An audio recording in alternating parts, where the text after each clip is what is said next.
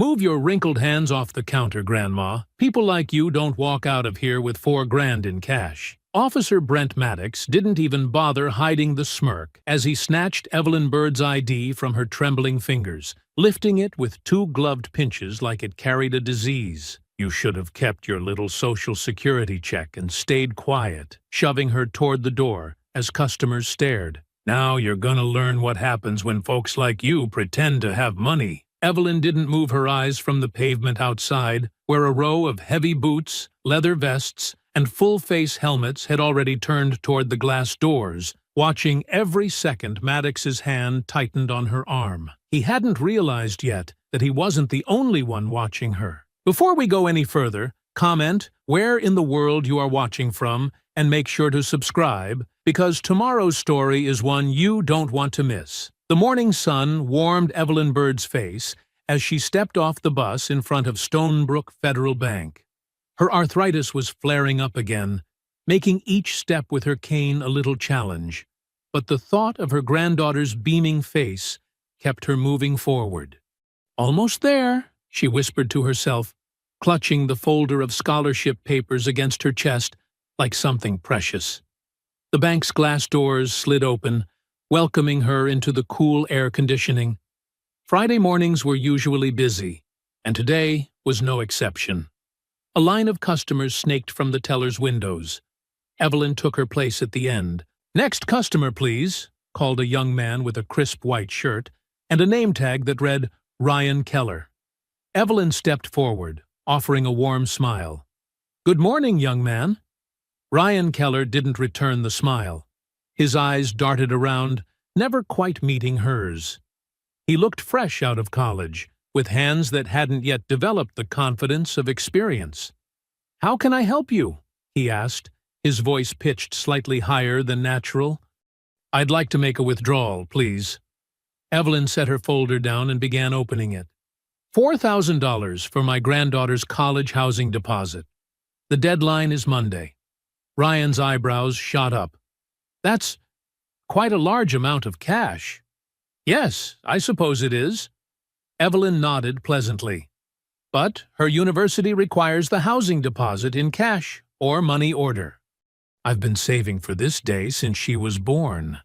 "I'll need to see some identification," Ryan said, his tone changing subtly. "Of course." Evelyn reached for her purse, her fingers stiff and uncooperative. She fumbled with the clasp, feeling suddenly nervous under his watchful stare. Her purse was full. Prescription bottles, tissues, receipts, hard candies wrapped in crinkly plastic. "Just give me a moment." "It's in here somewhere." Ryan's posture stiffened. He glanced toward his manager's office, then back at Evelyn's searching hands. "Is there a problem?" she asked, finally locating her wallet beneath a packet of tissues. No problem," Ryan said quickly. Too quickly. Evelyn pulled out her driver's license and bank card, sliding them across the counter. "Here you are." Ryan picked up her ID, studying it longer than seemed necessary. Then he tapped something into his computer, frowning at the screen. "One moment, Mrs. Bird. I need to verify something with my manager." Before Evelyn could respond, Ryan was walking briskly toward a glass office where a man in an expensive-looking suit sat reviewing papers. Frank Dillard. She'd seen him before, but had never been helped by him directly. He was one of those men who seemed to look through people rather than at them. Through the glass, she watched their conversation. Ryan leaned down, speaking quietly, but pointing back in her direction. Frank Dillard looked up, past Ryan, directly at Evelyn. There was something in that look that made her stomach tighten. Not surprise or concern, but something colder. Something she had seen before, many times in her 74 years. Frank stood up, straightening his tie, and followed Ryan back to the counter. "Mrs. Bird," he said, without extending his hand. His voice carried across the bank lobby. "You're attempting to withdraw $4,000 in cash?" Evelyn noticed how heads turned. She kept her voice low and dignified. "Yes, for my granddaughter's college housing deposit." "And why exactly do people like you need that much cash at once?" Frank asked, not bothering to lower his voice. The words landed like a slap. "People like you." She knew exactly what he meant. "My granddaughter's university requires—" "Yes, yes," Frank cut her off, waving a dismissive hand. "Ryan will help you verify your account. We have procedures for large cash transactions." Frank turned away, and Ryan stepped forward again, not quite meeting her eyes. "I'll just need to run some additional verification on your account, Mrs. Bird. It shouldn't take long." But instead of typing anything into his computer, Ryan stepped away toward the back area behind the teller windows. She watched as he picked up a phone, turning his back to her. Evelyn stood alone at the counter, clutching her folder with her granddaughter's future inside. The pain in her legs had faded into the background, replaced by a familiar feeling of being made invisible. She'd worked her whole life, 32 years serving food in the school cafeteria, volunteering at church every Sunday, raising her children and helping with grandchildren. Now, at 74, she was being treated like a criminal for trying to access her own money. She glanced around the bank. Other customers were being helped. A young white couple laughed with their teller as they deposited a check. An older white man in a business suit was escorted to the loan officer's office with a cup of coffee in his hand. And here she stood, waiting like she had so many times before. Through the large front windows, she saw movement in the parking lot. 2 police cruisers pulled up, lights off, but positioned directly in front of the entrance. Her heart skipped a beat. Surely they weren't here for her. But deep down, she knew. Something was wrong. Very wrong. Frank emerged from his office again, glancing toward the front entrance with what looked almost like satisfaction. Ryan remained in the back, no longer even pretending to work on her transaction. Evelyn stood perfectly still, her knuckles white around the handle of her cane. She had done nothing wrong. The money was hers, saved dollar by dollar over years. All the paperwork was in order. Her ID was valid. But none of that seemed to matter as the 2 police officers pushed through the front doors, hands resting casually on their belts near their weapons. The bank fell silent as the officers scanned the room, their eyes quickly finding Frank Dillard, who nodded slightly in Evelyn's direction. She wanted to speak, to explain, to show them her folder with all the scholarship papers and the letter from the university about the housing deposit. But her mouth had gone dry, and that old familiar feeling washed over her, the one that told her that speaking up would only make things worse. So she stood there, a 74-year-old grandmother with arthritis and a lifetime of hard work behind her, waiting for what would come next, unaware that outside in the parking lot, a group of men in leather vests had just pulled up on rumbling motorcycles, heading for the ATM on the side of the building. The glass doors of Stonebrook Federal Bank swung open with a whoosh as officers Brent Maddox and Cliff Harlan strode in. Maddox led the way, his broad shoulders squared and jaw set tight. Harlan followed 2 steps behind, mimicking his partner's confident posture, but lacking the natural swagger. "Which one?" Maddox muttered, scanning the bank. Frank Dillard stepped forward, gesturing subtly toward Evelyn with a slight nod. "That's her, officers." Evelyn felt her heart pounding against her ribs as the 2 white officers approached. The taller one, Officer Maddox, according to his nameplate, had cold blue eyes that seemed to look through her rather than at her. The shorter one, Officer Harlan, kept glancing around at the other customers as if embarrassed to be there. "Ma'am," Maddox said, his voice loud enough for everyone to hear, "we received a call about suspicious activity. What exactly are you doing here today?" Evelyn straightened her spine despite the pain. "I'm just making a withdrawal from my account, officer. For my granddaughter's—" "A withdrawal of how much?" Maddox cut in, stepping closer. $4,000, Evelyn said, her voice steady despite her racing heart. "It's for my granddaughter's college housing deposit. I have all the paperwork right here." She gestured to the folder on the counter.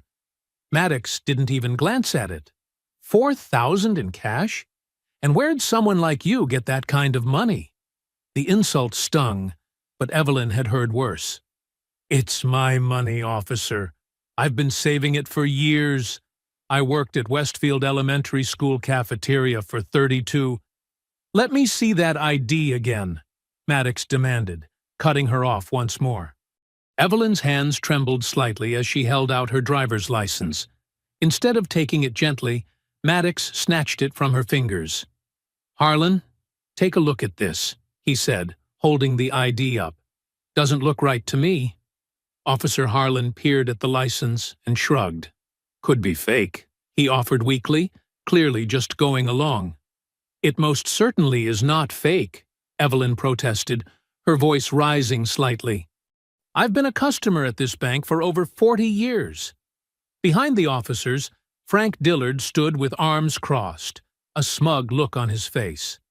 He made no move to confirm Evelyn's identity, though she'd seen him nod hello to her in the bank many times before. If you'll just check my account in your system, Evelyn said to Ryan, who was hovering nervously behind his counter. You'll see everything is in order. Ma'am, we're handling this now, Maddox said sharply. The bank has reason to believe you're attempting to commit fraud. Fraud? Evelyn's voice cracked. That's ridiculous. The money is mine. A few customers shifted uncomfortably, eyes darting between the confrontation and their phones or the floor. No one spoke up.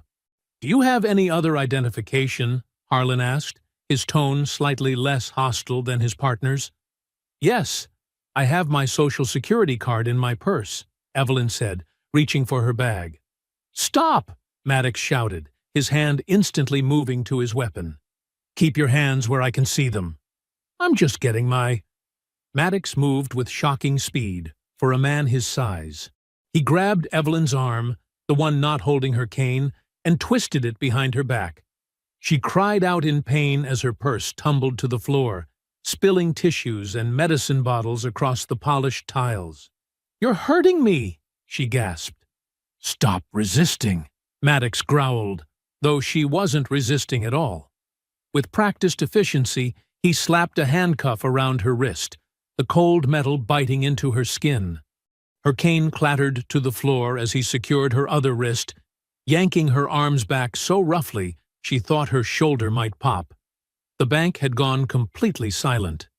Evelyn could hear nothing but her own ragged breathing and the blood rushing in her ears. Tears sprang to her eyes, not from fear, but from the humiliation of it all. She'd lived through the civil rights era, had seen water hoses turned on people, had been called names no human should ever be called, and here she was, 7 decades later, being treated like a criminal for trying to help her granddaughter. Evelyn Byrd, you're under arrest for attempted bank fraud and resisting arrest, Maddox announced loudly. I didn't resist. I didn't do anything wrong, Evelyn protested, her voice breaking. Harlan picked up her cane and folder, avoiding her eyes as he did so. Maddox gripped her upper arm tight enough to bruise and began marching her toward the door. Her legs, already painful from arthritis, struggled to keep up with his pace. My purse, she said desperately.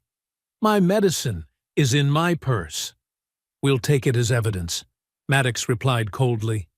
Outside, the morning had grown warmer.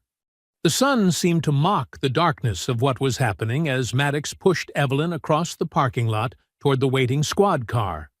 From the corner of her eye, Evelyn noticed movement. A group of motorcycles was parked near the ATM on the side of the building. Big, gleaming machines with leather-clad riders standing beside them. Through her tears, she recognized the red beard of the largest man, the one they called Big Red, who always nodded respectfully when she passed by on Friday mornings. Sometimes she brought them leftover pastries from her church's Thursday night social. Big Red was watching now, his expression changing from confusion to recognition to something darker as he took in the scene before him. The other bikers, she knew some of their strange nicknames, Knuckles, Stitch, and Tinker were turning toward the commotion, too. "Please," Evelyn said to Maddox, her voice barely above a whisper. "This is all a mistake." "Save it for the judge," Maddox snapped, pushing her forward again. Her toe caught on a crack in the asphalt, and she stumbled. Maddox yanked her upright roughly, making her cry out again as pain shot through her shoulders. That sound, her cry of pain, seemed to trigger something. From the ATM area came heavy footsteps. Evelyn turned her head to see Big Red striding toward them, his massive frame moving with surprising purpose. His leather vest showed patches she'd never understood, but had always respected. Behind him, the other bikers rose like a wall of leather and denim. Big Red stopped directly in their path, his weathered face set in stone as he stared at the officers. His eyes found Evelyn's briefly, a flash of recognition passing between them before he returned his steely gaze to Maddox. He said nothing. He didn't need to. His presence, 6'4" of tattooed intensity with a fiery red beard, spoke volumes. The other angels spread out behind him, a silent barrier between the police car and Evelyn. Maddox's grip on Evelyn's arm tightened painfully. She could feel him tense, suddenly unsure, as he faced not a frail grandmother he could intimidate, but something entirely different. Men who weren't afraid of him at all. "Move aside," Maddox ordered, but his voice had lost some of its edge. "This is police business." Big Red didn't budge. He just stood there, helmet in hand, eyes locked on Maddox with the stillness of someone who had seen too much in life to be easily intimidated. Behind him, engines rumbled as more bikes pulled into the lot. "Excuse me, officer." Big Red's voice was surprisingly calm, almost gentle, but with an unmistakable edge of steel beneath it. "Mind telling us why you're arresting Miss Evelyn?" Maddox's head snapped up. His hand instinctively moved toward his gun, but he caught himself when he realized just how many bikers were now forming a loose semicircle around the police car. There were at least 8 of them. Massive men in leather cuts covered with patches, arms crossed or hands on hips, faces unreadable behind sunglasses and beards. "This is police business," Maddox snapped, but Evelyn could hear the slight waver in his voice. "Back up now, or you'll be joining her." Harlan shifted nervously beside them, his eyes darting between the bikers and his partner. Instead of backing away, the bikers took a single step forward in perfect unison. They weren't touching anyone or making threats, just standing their ground. "See? That's where you're wrong," Big Red said, removing his sunglasses. "Miss Evelyn brings us cookies sometimes, tells us about her granddaughter.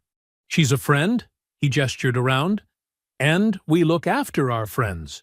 Tinker, a slender biker with a long gray ponytail, had pulled out his phone and was filming the entire interaction.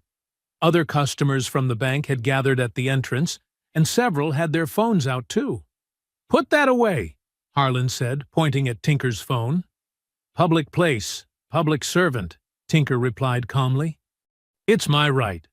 Evelyn stood awkwardly between Maddox and the car door, her wrists throbbing in the handcuffs. She caught sight of Frank Dillard watching from the doorway of the bank, his smug expression fading as he realized how many witnesses were now recording. "What's she supposed to have done?" Big Red asked, his eyes locked on Maddox's. "Because from where we were standing, looked like an old lady trying to get her own money from her own bank account." Knuckles, a burly biker with tattoos covering both arms, nodded. "Been coming here every Friday morning for years. Never caused no trouble." The radio on Maddox's shoulder crackled to life. "Unit 17, this is dispatch. What's your status at Stonebrook Federal?" Maddox hesitated, then grabbed the radio. "Situation under control," he said tightly. "We're getting multiple calls about a confrontation in the parking lot," the dispatcher replied. "Do you need backup?" People were gathering on the sidewalk now. Cars slowed as they passed. Someone from inside the bank had clearly called the station. The dispatcher continued. Chief says to de-escalate and clear the scene. Repeat, de-escalate and clear.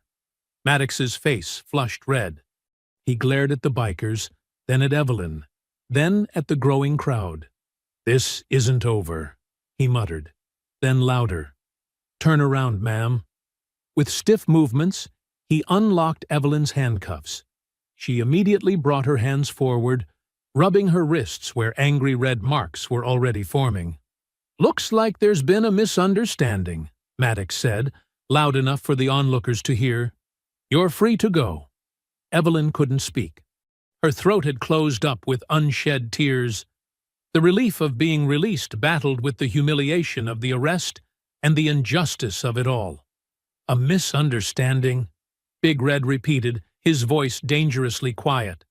That what you call putting cuffs on a grandmother for no reason? Stitch, a barrel-chested biker with a neat gray beard, stepped forward and gently placed his hand under Evelyn's elbow. You okay, Miss Evelyn? He asked softly. She nodded, not trusting her voice. Let's get you back inside to finish your business, Stitch said. We'll wait with you. The bikers formed a protective ring around her as they walked back toward the bank entrance. Maddox and Harlan didn't try to stop them. They retreated to their squad car, speaking in hushed, angry tones. Frank Dillard stood in the doorway, his face a mask of forced pleasantness. Mrs. Bird, he said smoothly, I'm so terribly sorry for the confusion. If you'll come to my office, we can— There wasn't any confusion, Big Red interrupted. You called the cops on her for taking out her own money. Frank's smile became brittle.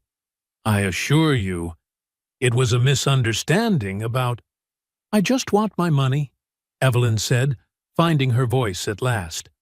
The $4,000 from my account. For my granddaughter's housing deposit. Frank hesitated, his eyes darting between her and the intimidating circle of bikers. Of course. Right away. Inside, the bank had gone eerily quiet.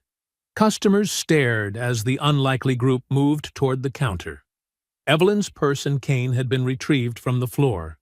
The spilled contents had been gathered up and returned to her bag. Ryan, the young teller, couldn't meet her eyes as he counted out the cash. His hands trembled slightly. Here you go, Mrs. Bird, he said, pushing the money across the counter. I'm really sorry about what happened. Evelyn placed the cash carefully in her wallet, then tucked it deep into her purse. Her own hands were still shaking. The adrenaline was wearing off, leaving her feeling drained and suddenly very old. Can we give you a ride home, Miss Evelyn?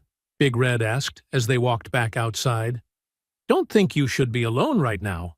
She looked up at him, this mountain of a man with fierce eyes that somehow held nothing but kindness when they looked at her.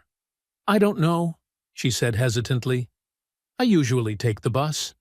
It's no trouble, he assured her. We were heading that direction anyway.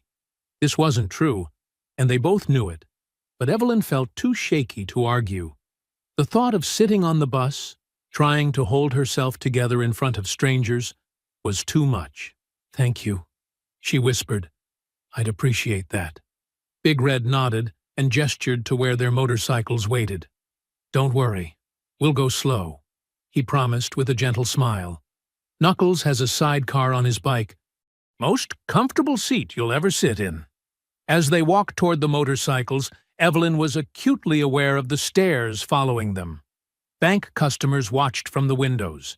The officers sat in their patrol car, Maddox's face dark with anger. Knuckles helped her into the sidecar, making sure she was comfortable and secure. First motorcycle ride? He asked with a grin. First, and probably last, Evelyn admitted, managing a small smile despite everything. You might change your mind after this, he said, handing her a spare helmet. Nothing feels quite like the freedom of the open road. As the engines rumbled to life around her, Evelyn caught one last glimpse of Officers Maddox and Harlan watching helplessly from their squad car. Their faces were twisted with frustration and something that looked like promise of future trouble. But for now, surrounded by her unlikely guardians, Evelyn felt something she hadn't expected. Safe. The motorcycles pulled out of the parking lot in perfect formation, carrying her away from the bank and the morning's horrors. Behind them, the officer's patrol car remained motionless, unable to follow without revealing the pettiness of their intentions to the watching crowd. Evelyn's modest bungalow on Maple Street looked exactly as she'd left it that morning. The yellow curtains still fluttered in the open windows. Her porch swing still creaked in the late morning breeze. Her garden gnome still smiled its chipped smile beside the front steps. Yet everything felt different now. The rumble of motorcycles broke the quiet of her neighborhood as the Hells Angels pulled up to her curb in perfect formation. Mrs. Parker peeked through her blinds across the street, mouth hanging open at the sight of her elderly neighbor climbing out of a motorcycle sidecar with the help of a tattooed giant. "Thank you," Evelyn said, as Knuckles steadied her. Her legs still felt wobbly, and the reality of what had happened at the bank was sinking in deeper with each passing minute. Big Red removed his helmet and looked up at her tidy little house with its flower boxes and wan chimes. "Nice place you got, Miss Evelyn." "Would you like to come in for some iced tea?" she offered, surprising herself. "I've got fresh mint from the garden." "Don't want to impose," Big Red said, though his eyes softened at the invitation. "Please," Evelyn said, "I could use the company right now." The thought of being alone with her thoughts was suddenly unbearable. Big Red nodded to the others. "You boys head on back. Knuckles and I will make sure Miss Evelyn's settled." The other bikers nodded respectfully to Evelyn before starting their engines and pulling away. Only Big Red and Knuckles remained, following her up the worn wooden steps to her front porch. Inside, Evelyn's hands trembled as she filled 3 glasses with ice from the freezer. "Let me help with that," Knuckles said gently, taking the pitcher from her unsteady grip. "You just sit down." "I'm not usually like this," Evelyn said, easing herself onto a kitchen chair. "I don't know what's wrong with me." "Shock," Big Red said simply, sitting across from her. His massive frame made her kitchen chair look like doll furniture. "What happened to you today wasn't right." Knuckles set the glasses of tea on the table and took the third chair. Despite his intimidating appearance, arms covered in tattoos, a leather vest bearing patches she didn't understand, his movements were careful and considerate in her space. "I've never been in trouble with the law," Evelyn said, her voice small. "Never even had a parking ticket in all my 74 years. "You weren't in trouble today either," Big Red said firmly. "Those officers were wrong. Plain and simple." Evelyn stared at the red marks on her wrists, where the handcuffs had dug into her skin. "I just wanted to help my granddaughter with her college housing. That's all." Her voice cracked. $4,000? My own money? "That manager had no right," Knuckles said, a flash of anger crossing his face. "I've been watching that guy for years. Treats folks different depending on who they are." "You noticed that too?" Evelyn asked. Big Red nodded. "We see a lot sitting out there in that parking lot. People don't really pay much attention to us, so we observe things." "Like what?" Evelyn asked, taking a sip of her tea. "Like how that Frank fella runs out to open the door for certain customers, but makes others wait," Knuckles explained. "Or how some folks get offered coffee and comfortable chairs, while others get the third degree over simple transactions." Evelyn nodded slowly. "I always felt it, but I thought maybe I was being too sensitive." "You weren't," Big Red assured her. "And what happened today crossed a serious line." "Why did you help me?" Evelyn asked. "You didn't have to get involved." Big Red looked almost embarrassed. "You remember last Christmas? You brought us those gingerbread cookies when we were collecting for the toy drive?" Evelyn smiled faintly. "I remember. You were all freezing out there. And last spring, when it was pouring rain and you came out with that big umbrella for Tinker while he was fixing his bike?" She nodded. "That's why," Big Red said simply. "You treat people right, so we do the same." Evelyn felt tears welling up again. I just don't understand why they did that to me today. Big Red and Knuckles exchanged a look that told her they understood exactly why, but were too polite to say it outright. Listen, Big Red said, pulling a small notebook from his pocket. He scribbled something down and slid it across the table. This is my number. You call any time you need anything, day or night. Evelyn looked at the paper. I couldn't impose. It's not imposing, Knuckles interrupted gently. It's community. And around here, you're part of ours. They stayed for another half hour, talking quietly, making sure Evelyn had calmed down before they left. Big Red insisted on checking her locks and peering out her windows, as if assessing security. Knuckles asked if she had family nearby who could stay with her. Just my granddaughter, but she's at college in Durham, Evelyn explained. I don't want to worry her with this. When they finally departed, Evelyn stood on her porch and watched their motorcycles disappear around the corner. The neighborhood seemed to exhale collectively, returning to its usual quiet state. It's over now, she told herself, going back inside. A terrible mistake, but it's done. She spent the next few hours trying to settle her nerves. She watered her plants, folded laundry, and prepared a simple lunch she couldn't bring herself to eat. Every few minutes, she found herself rubbing her wrists, the ghost of those handcuffs still tight around her skin. At 3 o'clock, her phone rang. Evelyn didn't recognize the number but answered anyway. Mrs. Bird? A young woman's voice came through, hushed and urgent. Yes, this is she. This is Marisol Rivera. I'm a teller at Stonebrook Federal. I saw what happened this morning. Evelyn sat down heavily on her couch. Oh, I see. I'm calling because… The young woman paused, and Evelyn could hear her breathing nervously.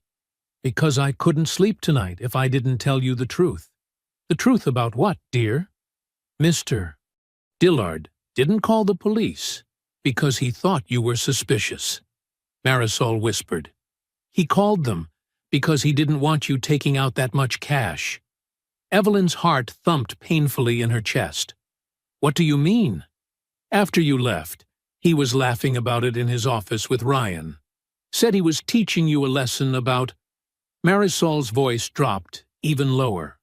About people like you trying to withdraw that kind of money all at once. Evelyn's hand tightened on the receiver. I see.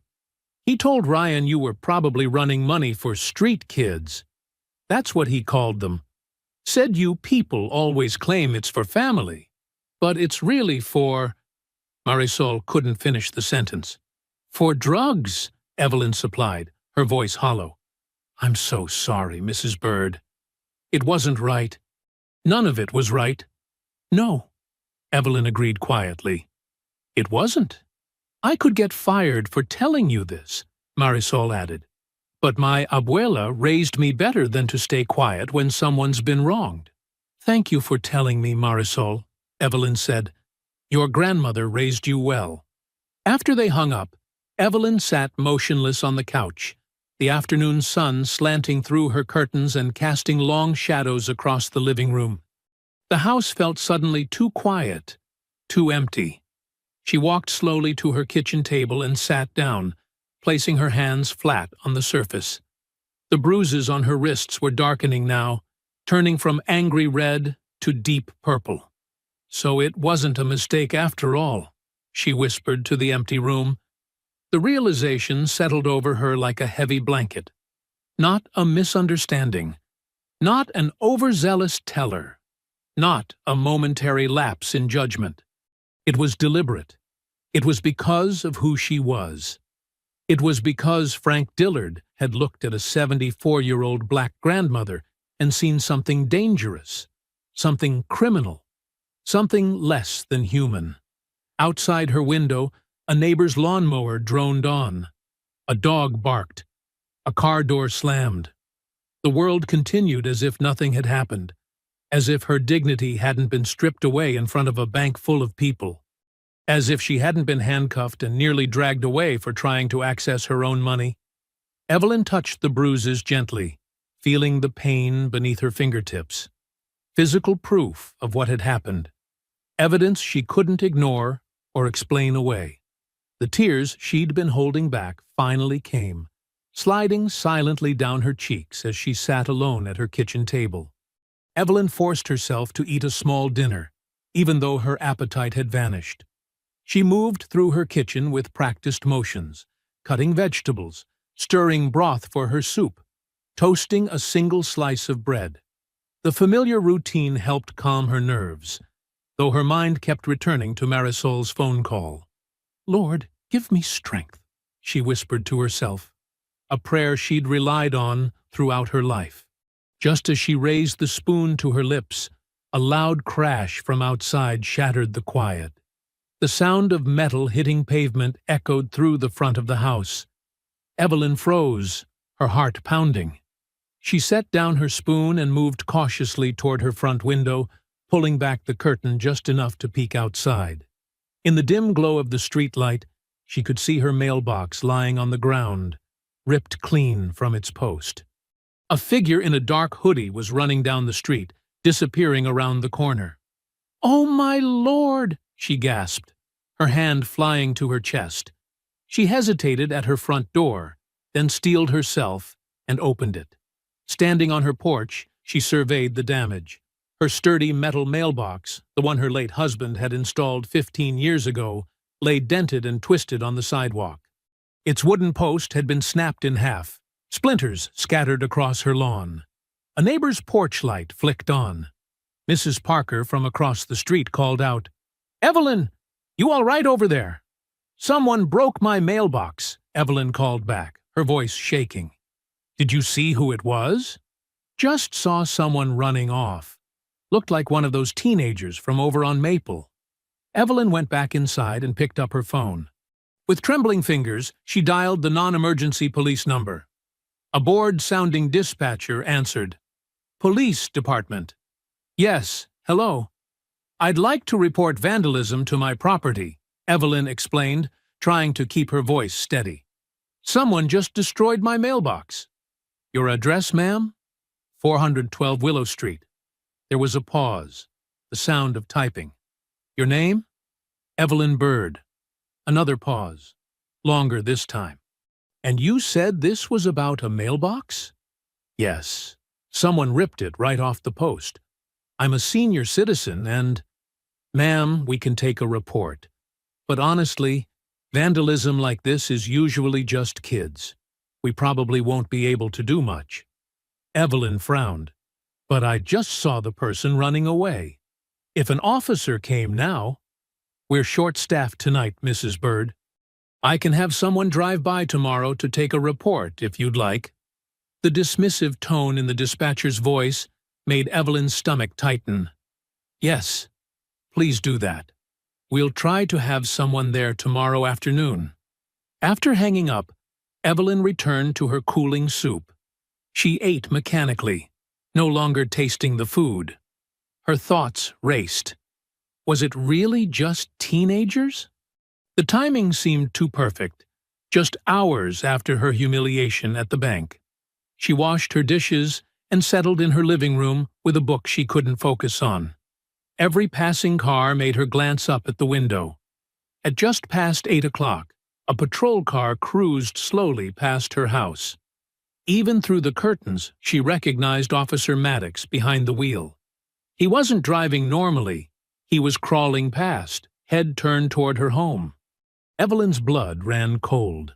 She switched off her reading lamp and moved to the window, peering carefully through a tiny gap in the curtains. The patrol car reached the end of the block, made a U-turn, and drove past her house again. Even slower this time. "This isn't right," she whispered to herself. "This isn't right at all." She double-checked her locks before going to bed early, exhaustion from the stressful day finally catching up with her. Sleep came fitfully, filled with dreams of handcuffs and sneering faces. A sharp crack against her front window jolted her awake. Evelyn sat up in bed, heart hammering. The bedside clock read 9:30 p.m. Another crack, followed by a splattering sound. She hurried to her window and peeked out, just in time to see a car speeding away. No lights, just taillights disappearing down the street. Evelyn didn't turn on any lights. Instead, she moved cautiously through her darkened house to the front door. When she opened it, the smell hit her immediately, the sulfuric stench of broken eggs. Her porch was a mess. Raw eggs dripped down her front door, smeared across her welcome mat, and splattered on the porch railings. At least half a dozen had been thrown. She closed the door quietly, leaning against it. No point calling the police again. It was clear now, they weren't coming to help her. Sleep was impossible after that. Evelyn sat in her darkened living room until dawn broke, jumping at every sound from outside. When morning light finally filtered through her curtains, she opened the front door to assess the damage in daylight. The egg had begun to dry, creating a crusty, yellowish mess all over her porch. And there, stuck prominently to her door with clear tape, was an official-looking notice she hadn't seen in the darkness. Citation: Lawn height violation, it read in bold letters. City Code 32.4b. Grass exceeding 8 inches. Fine. $150. Officer issuing citation, B. Maddox. Evelyn stared at the paper, then at her lawn. It had been mowed just 5 days ago by the neighborhood boy she hired. It was nowhere near 8 inches high. "This is because of yesterday," she whispered, finally understanding. "They're punishing me." She began scrubbing the eggs off her porch with a determination born of anger rather than fear. By the time she finished an hour later, her arms ached, but her porch was mostly clean. Just as she dumped the dirty water from her bucket, the distinctive rumble of a motorcycle approached. Big Red pulled up to her curb, his massive bike gleaming in the morning sun.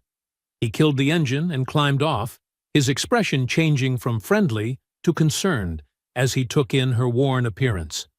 "Miss Evelyn? You all right?" Evelyn hesitated, then shook her head. "No, I don't think I am." She invited him in and made fresh coffee. As they sat at her kitchen table, she told him everything. Marisol's call, the smashed mailbox, the patrol car driving by, the eggs, and the bogus citation. Big Red's face darkened with each detail. His massive hands tightened around the coffee mug until Evelyn worried it might crack. "This ain't random," he finally said. "This is them sending a message." "That's what I think too," Evelyn admitted. "But what am I supposed to do? I can't fight the police." Big Red set down his mug with a decisive thunk. "No, but we can watch over you." He pulled out his phone and made a quick call. "Knuckles, get the guys together. Miss Evelyn's being harassed." "Yeah, that cop from yesterday." He listened for a moment. "Yeah, I thought you'd feel that way. I'm at her place now." Within an hour, 4 motorcycles were parked outside Evelyn's house. The riders, Big Red, Knuckles, Stitch, and a woman Evelyn hadn't met before named Ramona, gathered in her living room. Their leather vests and tattoos looked out of place among her floral-patterned furniture and cross-stitched Bible verses on the wall. "We're setting up shifts," Big Red explained. "Someone will ride by every hour. Different bikes, different riders, so they don't catch on too quick." "You don't have to do this," Evelyn protested. "With respect, ma'am, we do," Stitch said firmly. He was the youngest of the group, with kind eyes that contrasted with his intimidating appearance. "Those officers are abusing their power, and that ain't right." "We take care of our own," Ramona added, her voice gentle despite her tough exterior. "And like it or not, you're one of ours now." As the day progressed, Evelyn watched from her window as different motorcycles cruised past her house at regular intervals. The neighbors noticed, too, curtains twitching up and down the street. Mrs. Parker called once to make sure Evelyn was okay, her voice tinged with concern about those bikers hanging around. By evening, Evelyn felt safer than she had since the incident at the bank. The bikers had fixed her mailbox, reattaching it to a new post they'd bought at the hardware store. Stitch had even mowed her lawn. though it hardly needed it. As darkness fell, Big Red returned for the night watch. He positioned his motorcycle at the end of Evelyn's street, partially hidden by the shadow of a large oak tree. From her window, Evelyn could see his silhouette, broad-shouldered and vigilant, the motorcycle's engine rumbling softly as he kept watch over her home. The sight brought tears to her eyes, not of fear or sadness this time, but of gratitude. For the first time since her handcuffs had been removed, she felt truly protected. Monday morning arrived with golden sunlight streaming through Evelyn's kitchen curtains. She sat at her small wooden table, sipping tea and trying to ease the lingering ache in her wrists. The weekend's events still weighed heavily on her mind. The mail slot clicked, and envelopes dropped onto the floor. Evelyn sighed, set down her mug, and shuffled to retrieve them. Bills, advertisements, and an official-looking envelope from Stonebrook Federal Bank. Her stomach tightened. With shaky fingers, she opened the envelope and unfolded the crisp letter inside. "Dear Ms. Bird," she read aloud, "we regret to inform you that your account has been flagged for unusual activity and temporarily frozen pending review." Evelyn's hand flew to her mouth. The room seemed to tilt sideways. "No," she whispered. "No, no, no." The phone rang, startling her. She answered with a trembling, "Hello? Miss Evelyn, it's Big Red. Just checking in on you this morning." Evelyn's voice cracked as she explained the letter. "They've frozen my account. I won't be able to support my granddaughter." A long pause followed. "We'll be there in 20 minutes, Big Red said, his voice hard as steel. True to his word, engines rumbled outside Evelyn's house exactly 20 minutes later. "Let me see that," Big Red said gently, taking the paper. His eyes narrowed as he read. "This is garbage," he muttered. "Pure garbage. They're punishing you." Stitch, a tall man with silver-streaked beard and steady hands, nodded. "You need to go down there and set this straight." "I don't know if I can face them again," Evelyn admitted. Knuckles, his arms crossed over his broad chest, shook his head. "You won't face them alone, Miss Evelyn. Not this time. Not ever again." 40 minutes later, the unusual procession arrived at Stonebrook Federal Bank. Evelyn, dressed in her Sunday best, a lavender skirt suit and small pearl earrings, walked with her head high. 4 leather-clad bikers flanked her, their faces serious, boots heavy on the pavement. As they approached the entrance, Frank Dillard appeared at the glass doors, his face flushing red. He pushed outside, blocking the entrance. "Ms. Bird, you're welcome to come in, but these gentlemen need to wait outside." Big Red stepped forward. "We're her escort." Frank's nostrils flared. "This is a professional establishment. We have policies." "It's all right," Evelyn interrupted, touching Big Red's arm. "I can handle this part. You boys wait right here where I can see you." The bikers exchanged glances, then nodded. "We'll be right here, watching through those windows," Big Red said loudly enough for Frank to hear. Tinker added, "Every move, every word." Evelyn squared her shoulders and followed Frank inside. The bank was nearly empty. A few customers looked up, recognizing her from Friday's scene. Whispers followed her to the manager's desk. Frank sat down, smoothing his tie. "Now, Ms. Bird, about your account. Why has it been frozen?" Evelyn asked directly. Frank's smile was thin. "Security reasons. We noticed unusual withdrawal attempts. The only unusual thing was being arrested for trying to access my own money," Evelyn said.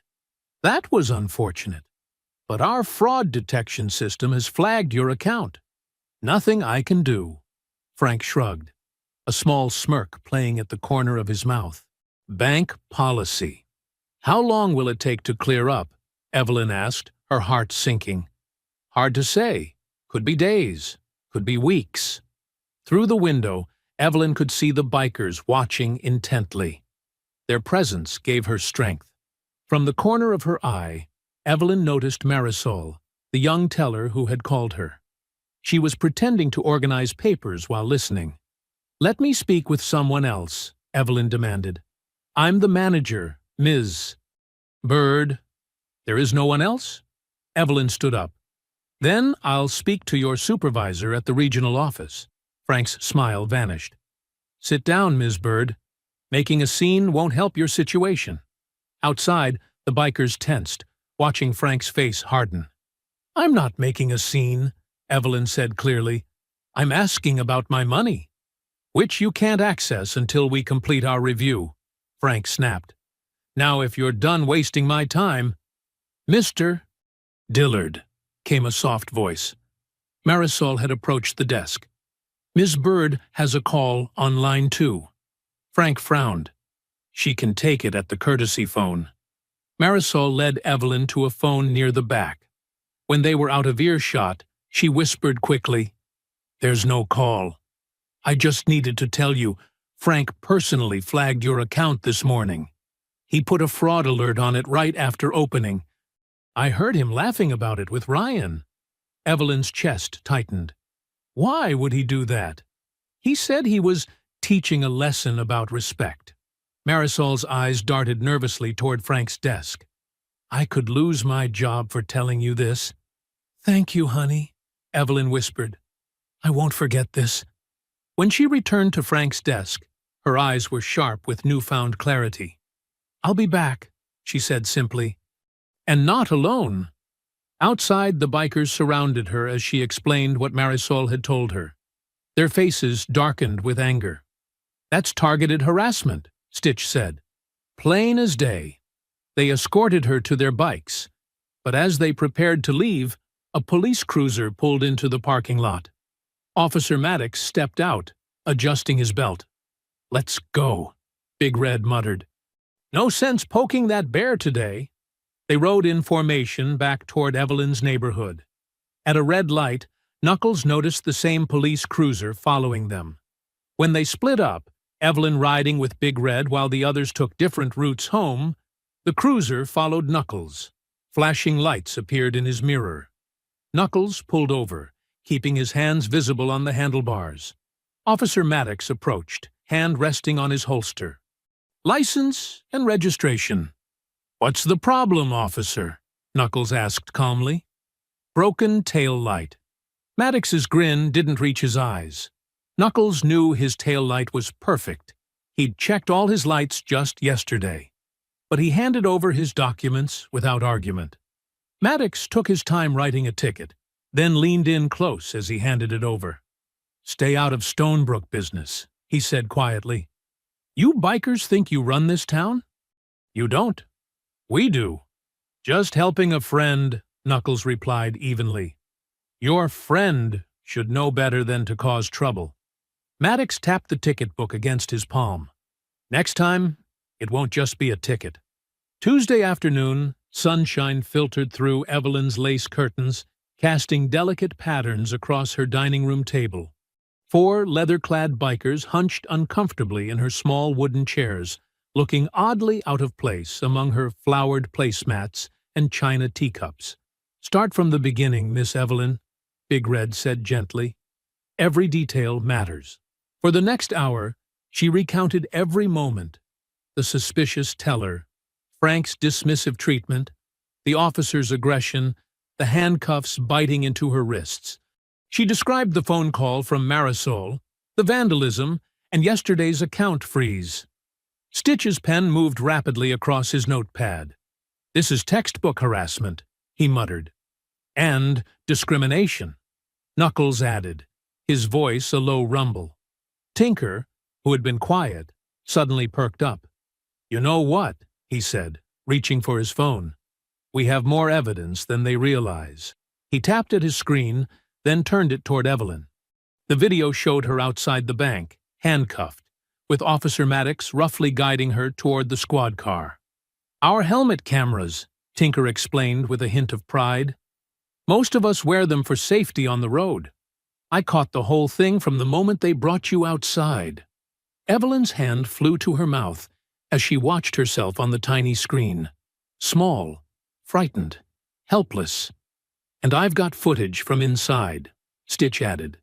When we walked you back in, got a clear shot of Frank's face when he realized we weren't going away. Big Red nodded thoughtfully. This is good. Real good. He turned to Evelyn. Miss Evelyn, have you ever heard of Samuel Givens? She shook her head. Civil rights attorney. Handled cases like yours before. Got offices downtown. Big Red's voice softened. My sister cleaned houses for his family years back. Said he was good people. Fair? A lawyer? Evelyn hesitated.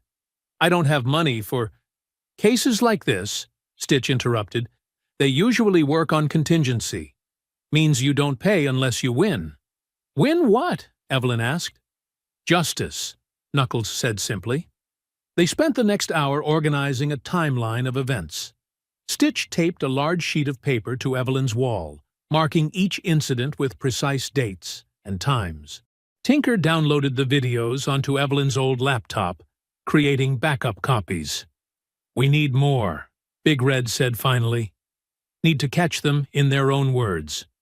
Like how? Evelyn asked. Knuckles pulled out a small device from his pocket. Record your calls. Legal in this state with one-party consent. Means only one person on the call needs to know it's being recorded. That person would be you. Evelyn stared at the recorder. You want me to trap them? Want you to protect yourself, Big Red corrected. Truth ain't a trap, Miss Evelyn. Tinker stood suddenly. I'll be back in 20.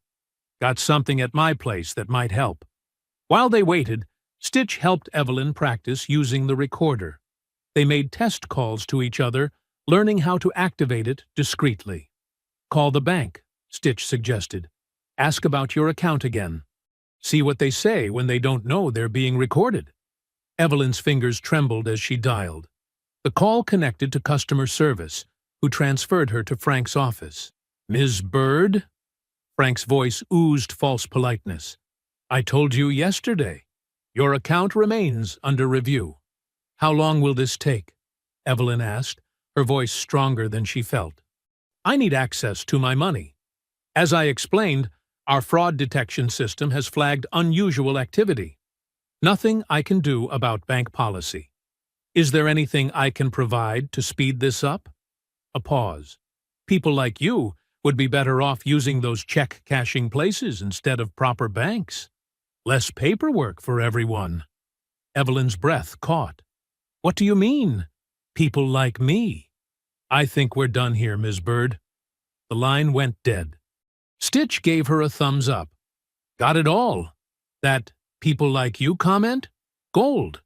Tinker returned with a laptop and small printer. Let's type up statements while everything's fresh. They worked through the afternoon. Evelyn called Marisol, who agreed to provide a written statement about Frank's comments, though she feared for her job. Tinker assured her they could meet discreetly. By late afternoon, they had assembled an impressive collection of evidence: video footage, recorded calls, witness statements, photographs of Evelyn's bruised wrists, the bank letter, and the bogus citation. Wednesday morning arrived with a clarity Evelyn hadn't felt in days. She stood before her bathroom mirror, carefully applying a touch of pink lipstick and securing her silver hair with pearl-tipped pins. Today wasn't about looking her best. It was about reclaiming her dignity. Somebody's coming for you, Miss Evelyn, Mrs. Parker called from next door. Sounds like a motorcycle parade. Evelyn smiled as she peered through her curtains. 4 motorcycles rumbled to a stop in front of her house, their chrome parts gleaming in the morning sun. Big Red dismounted first, removing his helmet and smoothing his beard before approaching her door. Morning, Miss Evelyn, he said when she opened it. You ready? She nodded, clutching the evidence binder to her chest like a shield. As ready as I'll ever be. Got a surprise for you, Knuckles said, gesturing toward a sleek black car pulling up behind the motorcycles. Figured you might not want to ride on the back of a bike to meet a lawyer. My cousin's car, Stitch explained. He's letting us borrow it for the day. Evelyn's shoulders relaxed. That's thoughtful of you boys. The drive downtown took 20 minutes. Evelyn sat in the back seat with the binder on her lap, watching through the window as the bikers formed a protective convoy around them. People on the sidewalk stopped to stare at the unusual procession. "Never thought I'd have an escort like this at my age," Evelyn murmured, half to herself. Big Red, who rode alongside her window, glanced over and grinned. Givens' law offices occupied the second floor of a red brick building on Main Street. The modest sign in the window simply read, "Samuel Givens, Attorney at Law, Civil Rights, Employment Discrimination, Police Misconduct." Inside, the reception area was small but well-maintained. Framed newspaper articles lined the walls, each highlighting various civil rights victories. A young woman at the front desk looked up, her eyes widening slightly at the sight of Evelyn flanked by 4 imposing bikers. "We have an appointment with Mr. Givens," Big Red said. "For Evelyn Bird."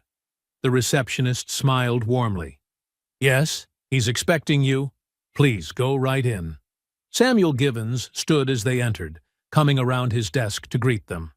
He was a dignified black man in his 50s, with salt and pepper hair and kind eyes behind wire-rimmed glasses.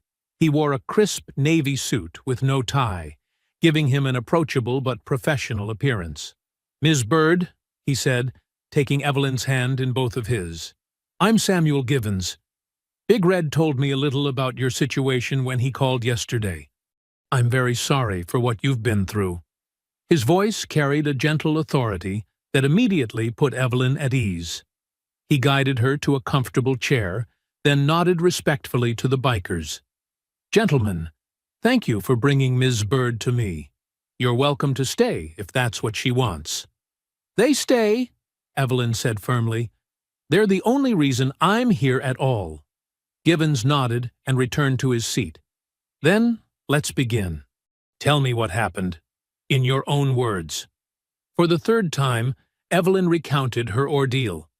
This time, her voice was steadier, her words more precise. She described the incident at the bank, the unnecessary force, the frozen account, and the ongoing harassment. Givens listened intently, occasionally jotting notes but mostly maintaining eye contact. When she finished, he gestured to the binder. "May I?" Evelyn handed it over. Givens flipped through the carefully organized evidence, his expression growing more troubled with each page. When Tinker produced a USB drive with the helmet camera footage, Givens plugged it into his computer and watched in silence. The video clearly showed Evelyn being roughly handcuffed, her small frame dwarfed by the officers. Her pained expression was visible when Maddox twisted her arm. "Stop the video," Givens said sharply. He removed his glasses and pinched the bridge of his nose. "This is—" He paused, choosing his words carefully. "This is one of the clearest cases of misconduct I've seen in years." He replayed parts of the footage, pausing occasionally to make notes. "The excessive force is undeniable.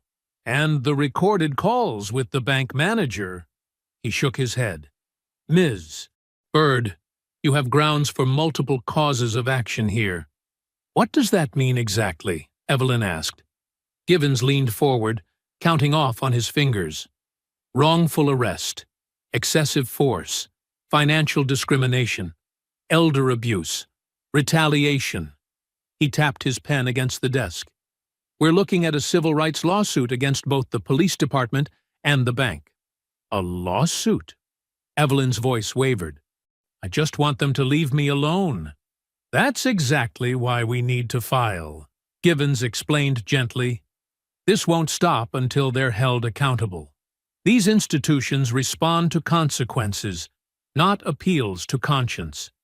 Big Red shifted in his chair. "Tell her about the money part?" Givens nodded. "I work on contingency for cases like this.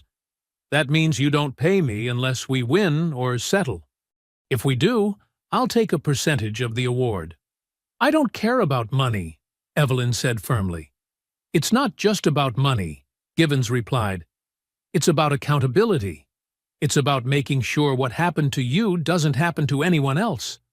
Evelyn fell silent, considering his words. "Would I have to testify?" she finally asked. "In court? Possibly," Givens admitted. "But with this evidence, especially the video and recordings, there's a good chance they'll want to settle before trial."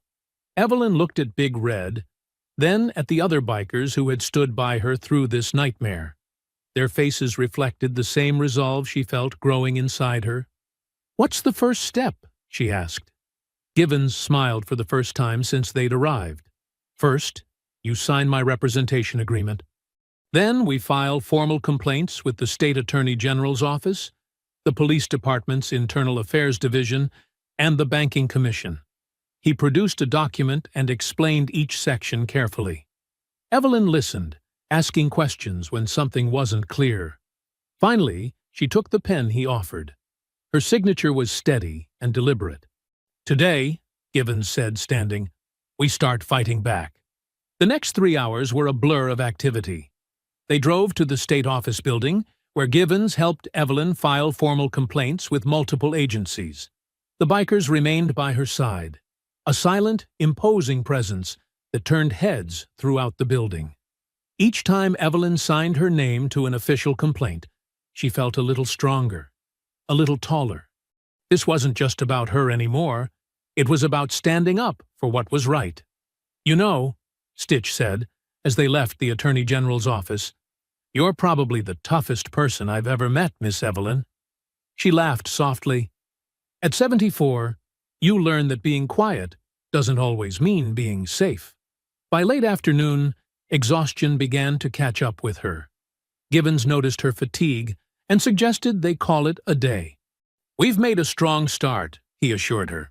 "I'll begin drafting the formal lawsuit tomorrow. In the meantime, continue documenting any further harassment." Back at Evelyn's house, the bikers insisted on checking her property before leaving. Tinker fixed a loose porch step, while Stitch helped bring in groceries they'd picked up on the way home. "We'll keep riding by," Big Red promised.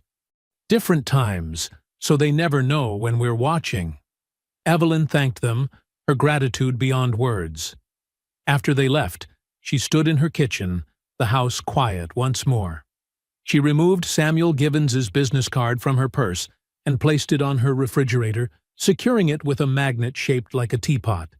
There it would stay, a reminder that she wasn't alone anymore.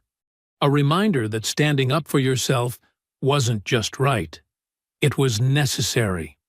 Evelyn made herself a cup of tea and sank into her favorite chair by the window. For the first time in days, she felt something like peace. Whatever came next, she would face it with her head held high.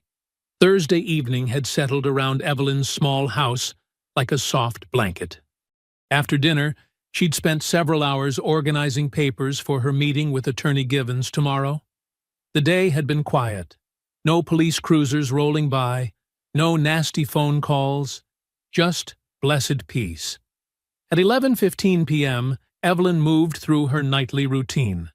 She washed her face, brushed her teeth, and changed into her favorite blue cotton nightgown. Her joints ached more than usual, a combination of stress and the slight chill in the air. "Just one more check before bed," she murmured to herself. Evelyn shuffled into the living room, leaning on her cane. She reached for the curtains, her fingers grasping the worn fabric that had hung there for almost 20 years. As she pulled them closed, she caught a glimpse of the empty street beyond. The neighborhood was silent, houses dark except for porch lights. In the distance, she could see Big Red's motorcycle parked under a streetlight 3 houses down, a comforting sentinel. She smiled slightly. Those boys. Never would she have imagined bikers becoming her guardian angels. Yet there they were, keeping watch in shifts, making sure she was safe. Evelyn turned away from the window, satisfied that all was secure. She switched off the table lamp, plunging the room into darkness lit only by the soft glow from the hallway. The shattering of glass exploded through the silence. Evelyn screamed, instinctively dropping to the floor, as something heavy crashed into her living room. Glass fragments sprayed across her carpet and coffee table. Cold night air rushed through the broken window. Her heart hammered wildly against her ribs.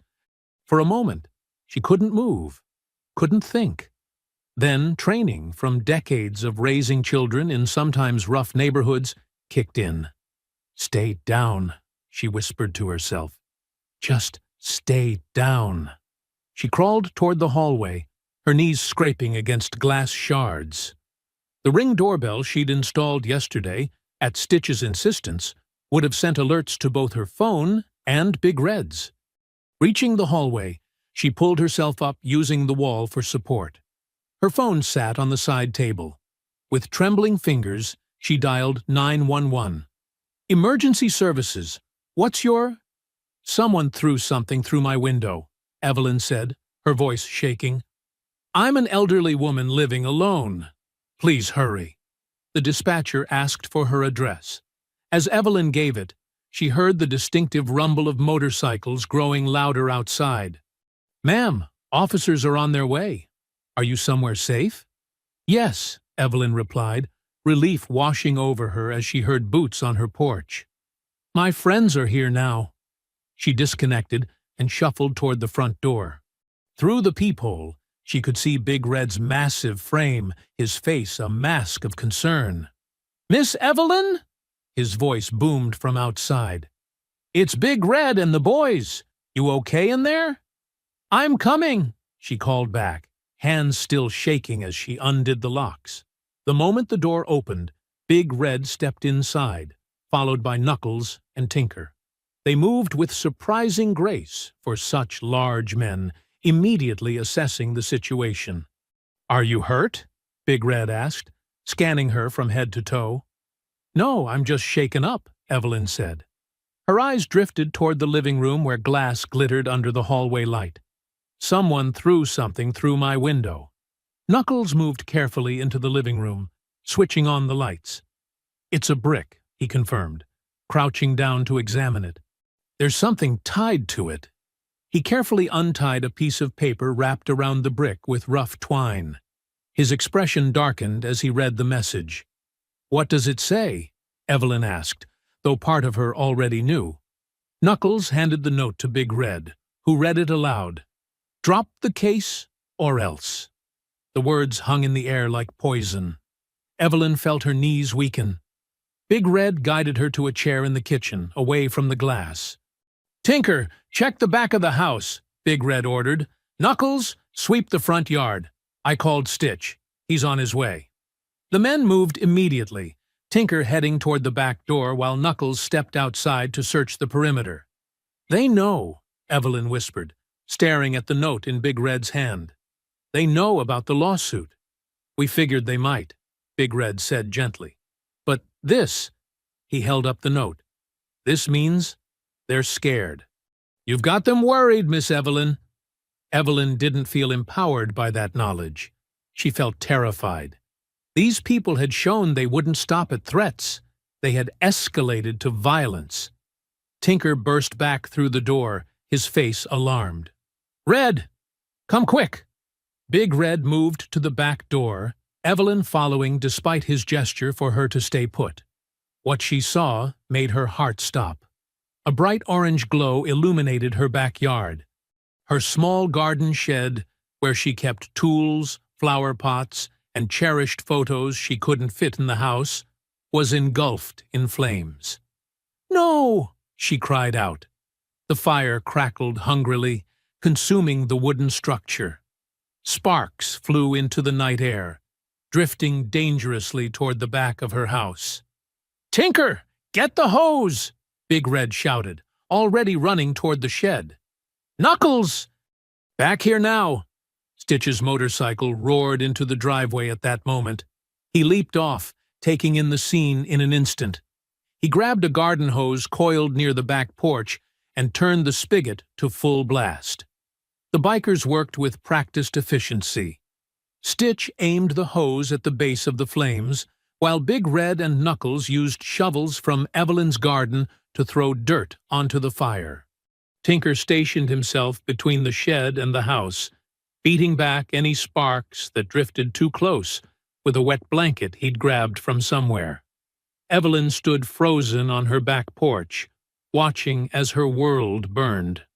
The shed contained so many memories: her late husband's fishing gear, her grandchildren's artwork from when they were small, photo albums she'd been meaning to bring inside. In the distance, sirens wailed, growing closer. The bikers fought the fire with grim determination. Water hissed against flames. Steam and smoke billowed into the night sky.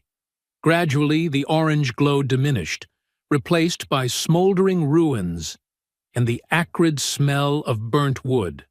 The fire was contained before it could reach her house, but the shed was destroyed. Everything inside it, gone. Something inside Evelyn broke. After days of holding herself together, of fighting back, of being brave, this final violation was too much. Her knees buckled, and she sank down onto the porch steps, tears flowing freely down her lined face. "Why?" she sobbed, her thin shoulders shaking. "Why are they doing this to me?"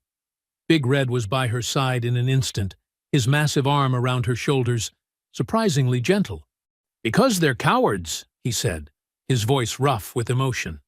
"Because you scared them by standing up. Because they think they can make you back down."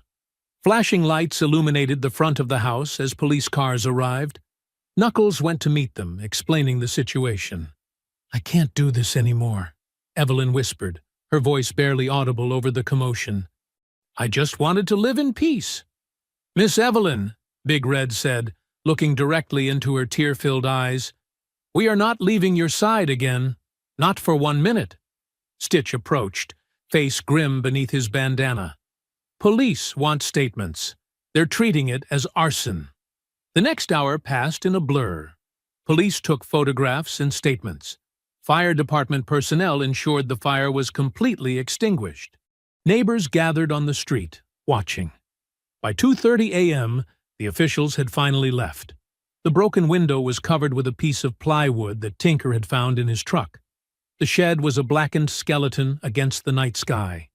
Evelyn lay on her couch, wrapped in a quilt, too afraid to sleep in her bedroom. Her eyes were red from crying, her body exhausted, but her mind racing. Outside, Big Red sat on his motorcycle under the streetlight.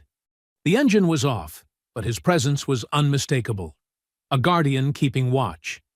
Knuckles was stationed at her back door, while Stitch and Tinker patrolled the perimeter of her property. Through her temporary window covering, Evelyn could see Big Red's silhouette. Solid, immovable, protective. She closed her eyes, finding a small measure of comfort in knowing she wasn't alone. The night stretched on, quiet but no longer peaceful. Friday morning arrived with harsh clarity. The sunrise cast an unforgiving light on Evelyn's backyard, revealing the full extent of the damage. What had once been her cherished garden shed was now a charred skeleton, blackened beams pointing accusingly toward the sky. Piles of ash and debris marked where precious memories had been stored. Evelyn stood on her back porch, a mug of untouched tea cooling in her hands. She hadn't slept more than an hour all night. Her eyes were swollen, her shoulders heavy with exhaustion and grief. "Miss Evelyn?" Stitch appeared beside her, his normally gruff voice gentled. "You should eat something. I made some toast." She nodded absently, her gaze fixed on the ruins. "That shed held all my husband's fishing gear. His favorite hat was in there. And my grandchildren's first drawings." Her voice cracked. Stitch placed a steady hand on her shoulder. "I'm sorry." Movement at the fence line caught their attention. Mrs. Geraldine Parker, Evelyn's neighbor for 15 years, stood at the gate, her face etched with concern. Behind her, several other neighbors had gathered. "Evelyn! Good Lord! What happened?" Mrs. Parker called, pushing open the gate without waiting for an answer. She hurried across the yard, ignoring the imposing figure of Stitch beside Evelyn. Soon, Evelyn's backyard filled with neighbors. Mr. Ruiz from across the street, the Torres family from 2 doors down, elderly couples who had lived in the neighborhood as long as Evelyn herself, young families who had moved in more recently. "We heard the sirens last night," Mrs. Parker said, her arm around Evelyn's shoulders. "Then Mary Thompson called saying there was a fire at your place." "Someone did this on purpose," Mr. Ruiz said, examining the remains of the shed with knowing eyes. He had worked as a contractor before retiring. "This wasn't no accident." Evelyn nodded, too tired to hold back the truth anymore. "It's because I filed a complaint against the police and the bank." The words hung in the morning air. Then, something unexpected happened. Instead of backing away, her neighbors moved closer. "What complaint?" asked Mrs. Torres, her accent thickening with anger. "What did they do to you?" The story spilled out of Evelyn then. The humiliating arrest at the bank, the racist treatment, the harassment that followed. As she spoke, more neighbors arrived, passing through the gate and joining the growing circle around her. The bikers stood respectfully to the side, allowing this community moment to unfold. "That Officer Maddox arrested my son last year for just sitting in his car," said Mr. Washington, an elderly man who rarely spoke at neighborhood gatherings. "Said he looked suspicious. Boy was just waiting for his girlfriend to finish her shift at the grocery." "The bank refused my loan application 3 times, added Mr. Torres. "No reason. My credit is good." "But Frank Dillard, he always has excuses." One by one, similar stories emerged. What had begun as neighbors checking on Evelyn transformed into an impromptu community meeting. Big Red watched from the porch steps, a rare smile creasing his weathered face. A stocky, gray-haired man pushed through the crowd. Ed Ramsey, who had retired from the Stonebrook Police Department 5 years earlier. "Miss Bird," he said, removing his cap. "I worked with Maddox for 3 years before I retired. That man has had 7 complaints filed against him, all of them buried." His eyes were steady and apologetic. "I should have spoken up sooner, but I'm speaking now, and I'll put it in writing for you." Reverend Jackson from Evelyn's church arrived, his tall figure parting the crowd like Moses at the Red Sea. "Evelyn," he said, taking her hands in his, "this can't stand. Not in our community. Not to one of our elders." He looked around at the gathered neighbors. "Church Hall, 6 o'clock tonight. We need to organize." A murmur of agreement swept through the crowd. As the neighbors dispersed with promises to return that evening, Mrs. Parker stayed behind, helping Evelyn inside to rest before the meeting. The bikers continued their protective watch, rotating shifts so there was always someone present. "You know," Big Red said as Evelyn settled onto her couch for a nap, "I think we underestimated this neighborhood." Evelyn smiled tiredly. "People here have been fighting quiet battles their whole lives. They know when it's time to speak up." The community hall of Greater Hope Baptist Church buzzed with voices that evening.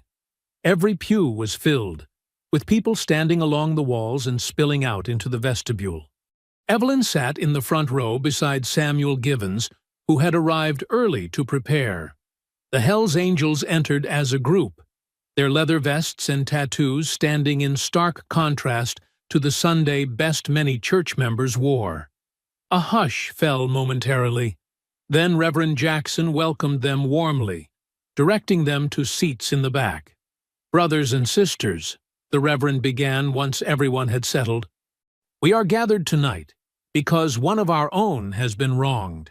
But as we've learned, Sister Evelyn's experience is not unique." He invited Evelyn to speak first. She stood slowly, her cane steady against the floor, and faced her community. The words came easier this time, bolstered by the supportive nods and murmurs of agreement from the crowd. When she finished, others rose to speak. A young Latino man described being followed through stores by Officer Harlan.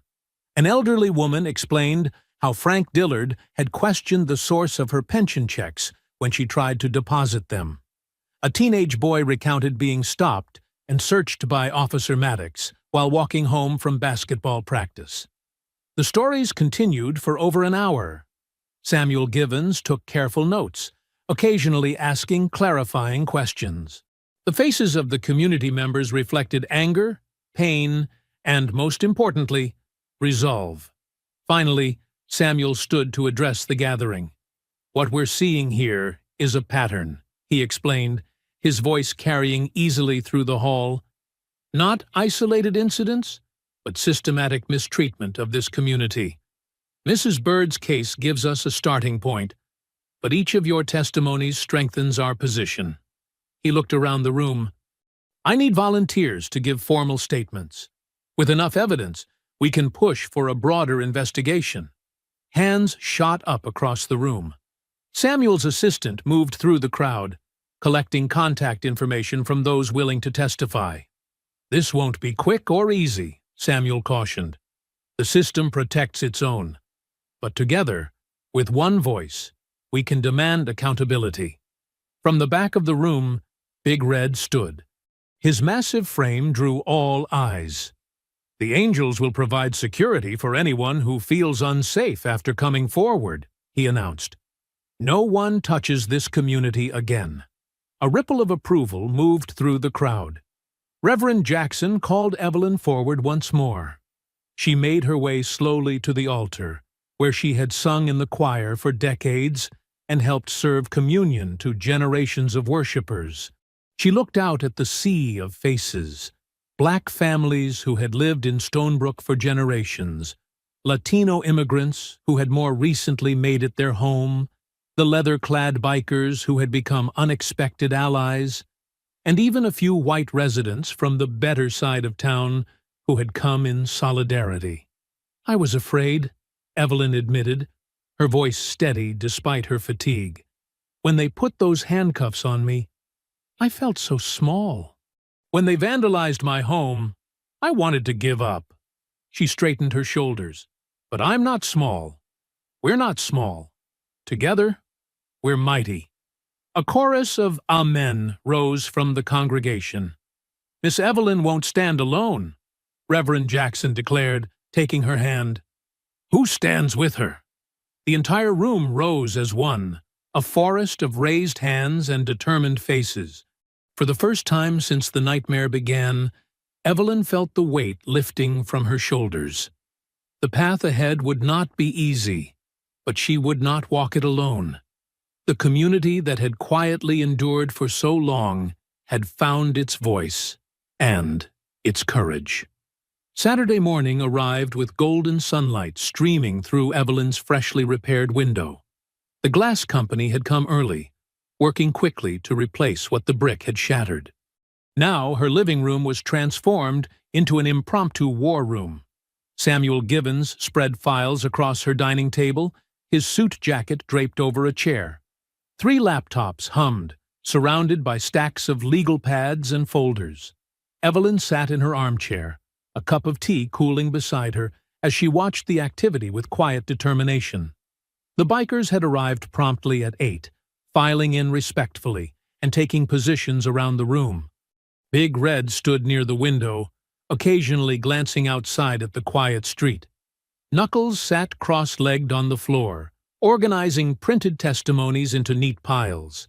Stitch had brought coffee and pastries for everyone, now arranged on the kitchen counter. "The timing is critical," Samuel explained, gesturing to a calendar. "We'll file the civil rights lawsuit on Monday morning. That gives us the weekend to prepare everything." Evelyn nodded, her back straighter than it had been all week. "What do you need from me today, Mr. Givens?" "Your official statement, recorded and notarized." He pointed to a small video camera set up on a tripod. "Every detail you can remember, from the moment you walked into that bank until now." Tinker approached with his laptop. "I've got the helmet cam footage ready to transfer." "You won't believe how clear it is." He turned the screen toward Samuel, who let out a low whistle. "Perfect angle of the arrest," Samuel muttered, adjusting his glasses. "Shows the excessive force clear as day." Mrs. Parker arrived with a plate of sandwiches, slipping in through the back door as naturally as if she lived there. She'd appointed herself Evelyn's unofficial caretaker since the fire. "You need to eat," she told Evelyn firmly. "Can't fight City Hall on an empty stomach." Samuel's assistant, a young woman named Janelle, began setting up a makeshift recording station in the corner of the living room. "Mrs. Bird, whenever you're ready, we'll start your statement." Evelyn smoothed her dress and took a deep breath. "I'm ready now." The room quieted as Janelle positioned the camera. Samuel sat across from Evelyn with a legal pad. "Please state your name and address for the record," he began gently. "Evelyn Marie Bird, 1423 Maple Street, Stonebrook." "Mrs. Bird, please tell us, in your own words, what happened last Friday at Stonebrook Federal Bank." Evelyn's voice was steady as she recounted every detail. The suspicious looks from Ryan Keller, Frank Dillard's dismissive attitude, the rough handling by Officers Maddox and Harlan. She described the pain of the handcuffs, the humiliation of being marched out in front of everyone. "And since that day, what has happened?" Samuel prompted. She detailed the vandalism, the fire, the threats. As she spoke, her voice grew stronger. The bikers listened silently, their faces hardening with each new detail. "Thank you, Mrs. Bird," Samuel said when she finished. "Your testimony is compelling and clear." A knock at the door interrupted them. Big Red moved to answer it, one hand hovering near his belt. Ed Ramsey stood on the porch with a thick manila envelope. "I brought what I promised," he said, stepping inside. "Personnel records I kept copies of before I retired. Shows the pattern of complaints against Maddox going back 5 years." Samuel accepted the envelope with raised eyebrows. "This could be crucial evidence, Mr. Ramsey." "Should have done it years ago," Ed said gruffly. "Better late than never." Throughout the morning, a steady stream of neighbors arrived. Some to give statements, others to drop off food or simply to check on Evelyn. Janelle recorded each testimony methodically, while Knuckles and Stitch helped elderly neighbors fill out written statement forms. Mr. Torres brought his teenage son Miguel to translate for Spanish-speaking residents who wanted to contribute their experiences. The boy worked diligently, carefully converting their words into precise English for Samuel's records. "We're building more than a case," Samuel observed quietly to Evelyn. "We're documenting a community's struggle." Around noon, Tinker burst through the front door, his face flushed. "They're making moves," he announced. "Frank Dillard is at the Wilsons' house down the street." Samuel frowned. "The Wilsons gave statements last night." "He's trying to get them to recant," Tinker confirmed, "offering to review their mortgage situation if they clarify what they said." Big Red started toward the door, but Evelyn raised her hand. "Wait, let me call Reverend Jackson first." Within 20 minutes, 5 church elders had gathered outside the Wilsons' home. They didn't say a word, just stood on the sidewalk, arms crossed, watching. Frank Dillard emerged shortly after, his face red with frustration. He climbed into his Mercedes and sped away. Meanwhile, across town, Officer Maddox was having his own difficulties. He'd approached Marisol Rivera at the grocery store, cornering her by the produce section. "You should think hard about the consequences of lying about a bank manager," he'd told her, standing too close. "Immigration checks everyone these days." But he hadn't noticed the 3 Hells Angels members who had been following him since morning. Stitch stepped forward, phone recording. "Problem, officer?" he asked loudly, drawing the attention of other shoppers. Maddox backed away, muttering about routine inquiries. By mid-afternoon, the word had spread through Stonebrook's neighborhoods. Anyone approached by police or bank officials was to call a designated number immediately. The community had organized itself into a protective network. Harvey Collins, a Vietnam veteran who lived 3 doors down from Evelyn, parked his truck in front of her house and refused to leave. "Taking the first watch," he announced, a thermos of coffee in one hand. "Sir, we've got this covered," Knuckles assured him. "No offense to you boys," Harvey replied, settling into his seat, "but I've been watching over this street since before you were born." Inside, Samuel and Janelle continued processing statements. Tinker had transferred the helmet cam footage to multiple flash drives and cloud accounts for safekeeping. "We need to prepare for the press," Samuel told Evelyn. "Once we file on Monday, the media will be all over this. Are you ready for that?" Evelyn considered the question. A week ago, the idea would have terrified her. Now she nodded firmly. "If telling my story helps others, then yes, I'm ready." As evening fell, the crowd gradually dispersed. Samuel packed his files, promising to return Sunday afternoon for final preparations. The bikers set up their usual rotation, with Big Red taking the first night shift. Evelyn moved through her house, straightening cushions and washing teacups, her movements deliberate and calm. The fear that had paralyzed her earlier in the week had transformed into something else, a quiet resolve that steadied her hands and strengthened her spine. In her bedroom, she picked up a framed photograph from her dresser. James Byrd smiled back at her, his army uniform crisp, his expression proud. Her husband had been gone 15 years now, but she still talked to him every night. She placed the photo on her nightstand, angling it so his face caught the lamplight. "We're fighting back, James," she whispered, running her finger along the frame. "I'm not afraid anymore." Outside, she could hear the low rumble of Big Red's motorcycle as he circled the block. Inside, the house felt different, not just because of the day's activity, but because something had shifted within its walls. For the first time in years, Evelyn's home wasn't just a place of memories and quiet routines. It had become a fortress of resistance. Monday morning arrived with a gentle rain, washing the streets clean as if preparing the town for what was to come. Evelyn stood in front of her bedroom mirror, carefully pinning her silver hair. She had chosen her finest church dress, navy blue with white trim, and her good shoes despite their pinch.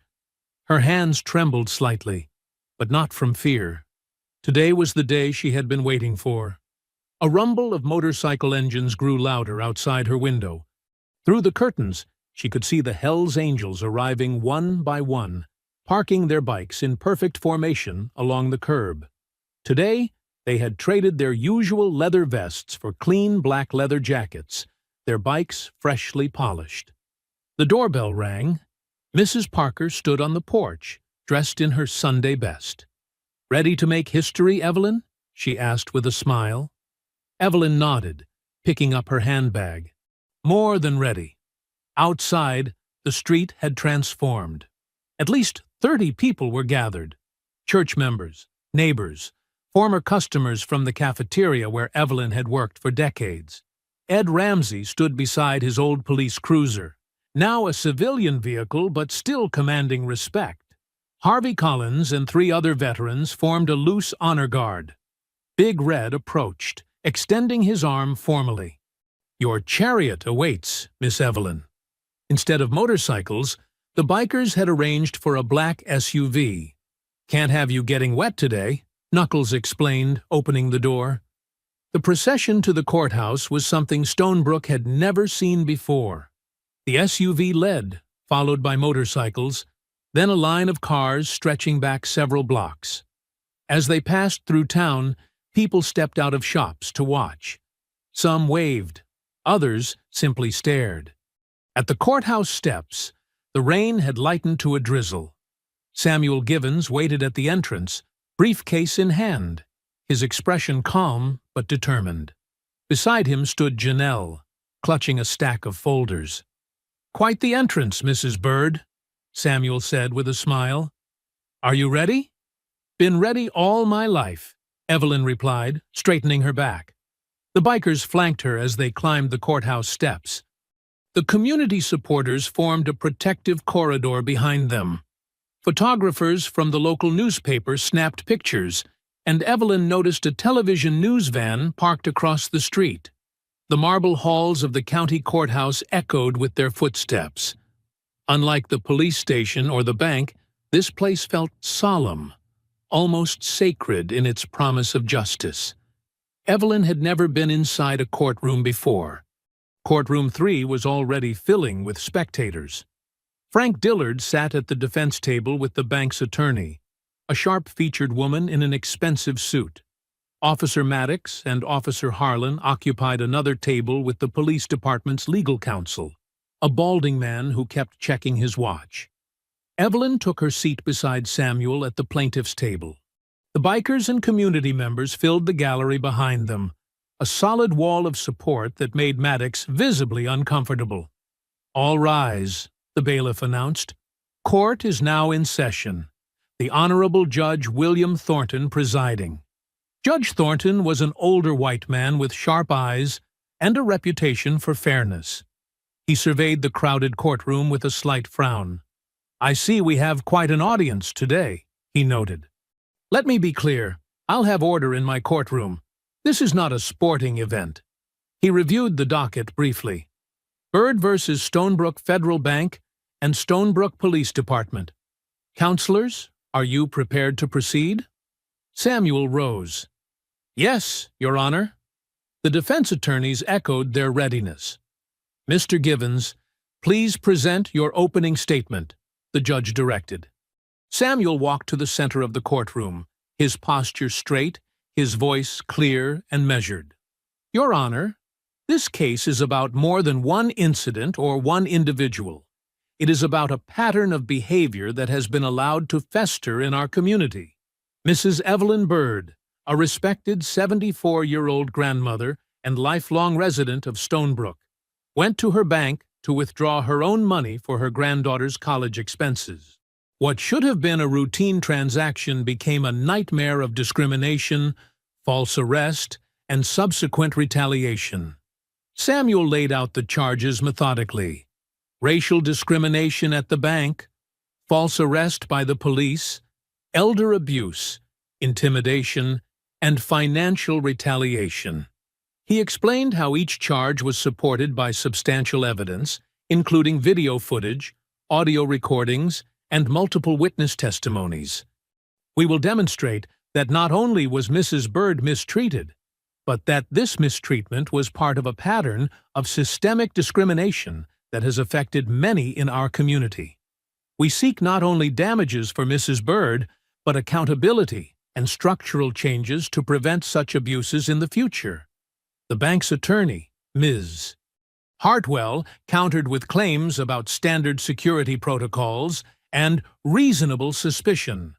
The police department's lawyer, Mr. Donovan, emphasized the split-second decisions officers must make in potentially dangerous situations. Judge Thornton listened impassively, then turned to Samuel. "Call your first witness." The plaintiff calls Mrs. Evelyn Byrd. Evelyn walked to the witness stand with dignified steps, placed her hand on the Bible, and swore to tell the truth. From this elevated position, she could see everyone in the courtroom: the stern judge, the nervous defendants, and the rows of supporters behind her. Samuel guided her through her testimony gently but thoroughly.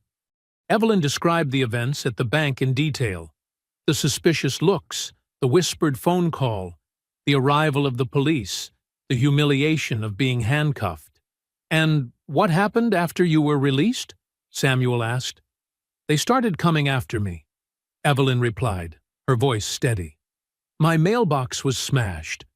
My porch was egged. They put a freeze on my bank account. And then—" her voice caught slightly. "Someone set fire to my shed. Left a note telling me to drop the case." The judge's expression darkened.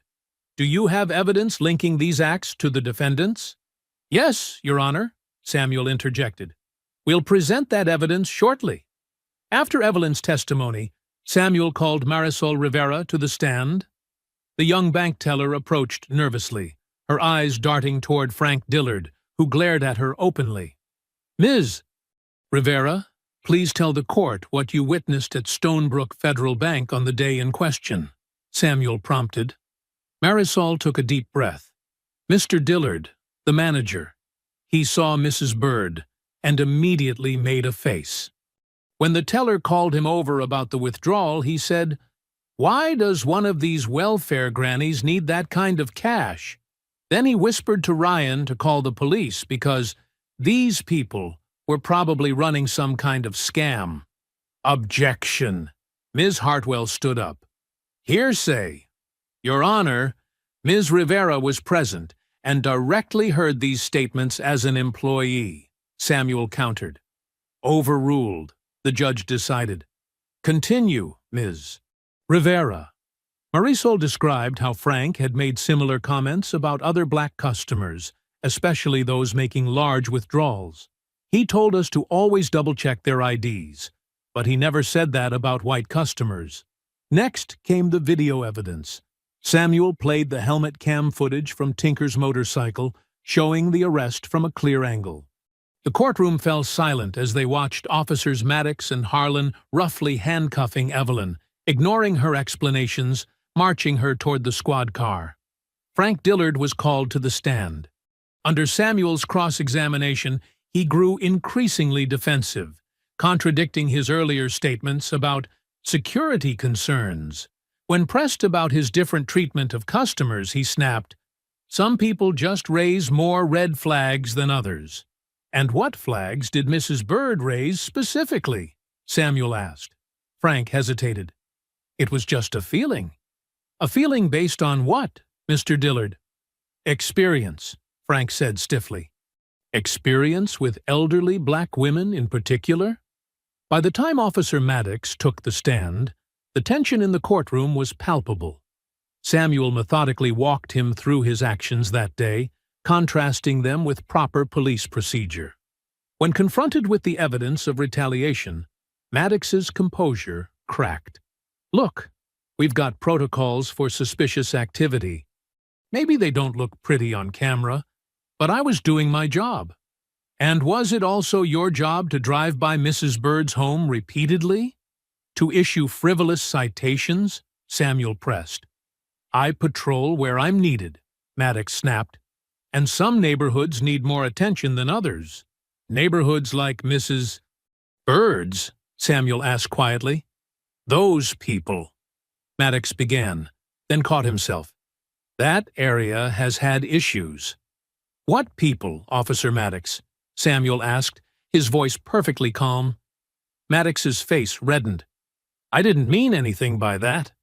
The day proceeded with witness after witness. Community members testified about similar experiences. Former officers spoke about the department's unwritten policies. Banking experts confirmed that Mrs. Bird's transaction should never have triggered suspicion. As the afternoon wore on, even Judge Thornton's impassive facade showed cracks of concern. He interrupted occasionally with pointed questions that suggested he was troubled by the pattern emerging. By 4 o'clock, both sides had presented their cases. Samuel's closing argument was brief but powerful, emphasizing not just the harm done to Evelyn, but the broader implications for the community. "Your Honor," he concluded, "what happened to Mrs. Bird was not a mistake or a misunderstanding. It was the predictable outcome of systemic prejudice that has been allowed to operate unchecked. We ask not just for damages, but for accountability and change." Judge Thornton removed his glasses, rubbing the bridge of his nose. The courtroom was silent, waiting. "I have heard considerable testimony today that requires careful consideration," he announced finally. "I will deliver my decision tomorrow morning. All parties are to return to this courtroom at 9:01 a.m. sharp." He struck his gavel. Court is adjourned. As people began to file out, Evelyn remained seated, her hands folded in her lap. She felt oddly calm, as if something heavy had been lifted from her shoulders. Whatever happened tomorrow, she had spoken her truth in a place where it had to be heard. Big Red approached, offering his arm. "You did good, Miss Evelyn. Real good." She smiled up at him, rising steadily to her feet. "We all did, Red. We all did." The courthouse was already packed by 8:30 Tuesday morning. People squeezed into the wooden benches, their whispers filling the room with a nervous energy. Evelyn sat at the plaintiff's table in her best navy dress, the one she usually saved for Easter Sunday. Her hands trembled slightly as she arranged her purse on her lap. Big Red, dressed in a clean button-down shirt that strained against his broad shoulders, sat beside her. His leather vest was still visible underneath. He wouldn't completely abandon his identity, even for court. When he noticed Evelyn's hands shaking, he reached over and offered his palm. She placed her small hand in his massive one and gripped tightly. "Whatever happens," he whispered, "you already won by standing up." Evelyn nodded, but couldn't find her voice. After decades of keeping her head down, of being invisible, of swallowing injustice with a polite smile, this moment felt almost unreal. The community filled the seats behind her. Church members, neighbors, former colleagues from the school cafeteria, and, of course, the bikers, who occupied the back row like a leather-clad wall of support. Frank Dillard sat at the defense table looking smug, whispering to his attorney. Officer Maddox's jaw was clenched tight, his eyes fixed straight ahead, while Officer Harlan fidgeted nervously with his tie. At precisely 9 a.m., the bailiff called the court to order. All rise for the Honorable Judge William Thornton. Everyone stood as Judge Thornton entered, his black robes flowing behind him. His face revealed nothing as he settled into his chair and arranged his papers. "You may be seated," he said, his voice carrying through the hushed courtroom. "After reviewing all testimony and evidence presented yesterday, I am prepared to deliver my ruling in the case of Byrd versus Stonebrook Federal Bank and the Stonebrook Police Department." The judge looked directly at Evelyn, his expression softening slightly. "Mrs. Byrd, I want to thank you for your courage in bringing this matter before the court. It is not easy to stand against powerful institutions, especially at your age." Evelyn straightened her back, dignity emanating from her despite her nervousness. Judge Thornton continued, "This court has been presented with overwhelming evidence of discriminatory practices, abuse of power, and retaliatory actions that have no place in our justice system or our community." Frank Dillard's smug expression began to fade. Maddox shifted uncomfortably in his seat. The evidence clearly shows that Mrs. Byrd was targeted because of her race, subjected to humiliation and physical distress during an unwarranted arrest, and then suffered calculated retaliation when she sought justice. The helmet camera footage alone provides irrefutable proof of the officer's misconduct. Furthermore, the testimony of bank employees confirmed a pattern of racial discrimination at Stonebrook Federal that is both disturbing and illegal. The judge paused, looking over his glasses at the defendants. What is perhaps most troubling is not just the initial incident, but the coordinated effort to intimidate Mrs. Byrd into dropping her complaint, an effort that escalated to property damage and threats of violence. Evelyn's grip on Big Red's hand tightened. The room was completely silent. "Therefore, I am ruling in favor of the plaintiff on all counts," Judge Thornton declared. "The court orders the following remedies." He looked down at his papers. "First, Stonebrook Federal Bank and the Stonebrook Police Department are jointly ordered to pay Mrs. Evelyn Byrd compensatory damages in the amount of $1.5 million for emotional distress, civil rights violations, and related damages." A collective gasp rippled through the courtroom.